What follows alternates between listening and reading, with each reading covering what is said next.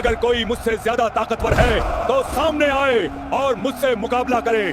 इस दुनिया में 4 ऐसे बादशाह हुए जिन्होंने पूरी दुनिया पर हुकूमत की और उन्हीं में से एक था नमरूद, घमंड और ताकत में डूबा हुआ बादशाह। वक्त के साथ उसका घमंड इतना बढ़ गया कि उसने खुद को खुदा कहना शुरू कर दिया। जब हजरत इब्राहिम अलैहिस्सलाम ने उसे अल्लाह की तरफ बुलाया और कहा कि रब सिर्फ एक है, तो नमरूद हंस पड़ा। उसने अकड़ के साथ कहा, अपने खुदा से कहो कि वह अपनी फौज तैयार करे, मैं भी अपनी फौज तैयार करता हूँ, फिर मैदान में मुकाबला होगा। नमरूद उस दौर का सबसे ताकतवर बादशाह था। उसकी फौजें, उसका तख्त, उसका रौब, सब कुछ उसे मदहोश कर चुका था। उसने अपनी ताकत दिखाने के लिए एक ऊंची इमारत बनवाई, उस पर चढ़ा और आसमान की तरफ देखकर चिल्लाया, अगर कोई मुझसे ज्यादा ताकतवर है तो सामने आए और मुझसे मुकाबला करे। लेकिन नमरूद यह भूल गया था कि अल्लाह को अपनी कुदरत दिखाने के लिए न तलवार चाहिए, न फौज, न हाथी, न घोड़े। अल्लाह ने अपनी कुदरत दिखाने के लिए सबसे छोटी मखलूक को मैदान में उतारा, मच्छर। वही मच्छर जिन्हें इंसान हाथ से झटक देता है। अचानक आसमान से लाखों करोड़ों मच्छरों का झुंड उतरा और नमरूद की फौज पर टूट पड़ा। हर चीख में अजाब था, हर हलचल में तबाही। फौजें भागने लगी, सिपाही गिरने लगे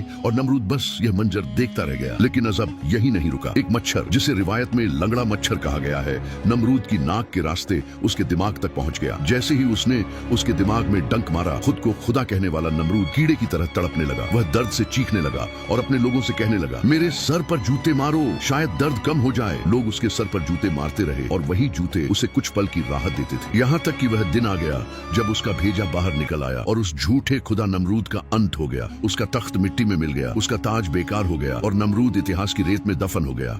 क्योंकि जब इंसान खुदा बनने लगता है तो अल्लाह उसे याद दिलाता है कि वह सिर्फ मिट्टी है और अल्लाह हर चीज पर कादिर है। दोस्तों, क्या आप भी गैर मुसलमानों की तरह बिना लाइक सब्सक्राइब किए स्वाइप कर दोगे? तो लाइक सब्सक्राइब जरूर करें ताकि एक भी इबरतनाक इस्लामिक वाकया मिस ना हो। कमेंट में अल्लाह के प्यारे नाम लिखें, या रहमान या रहीम, और इस पैगाम को आगे पहुंचाएं।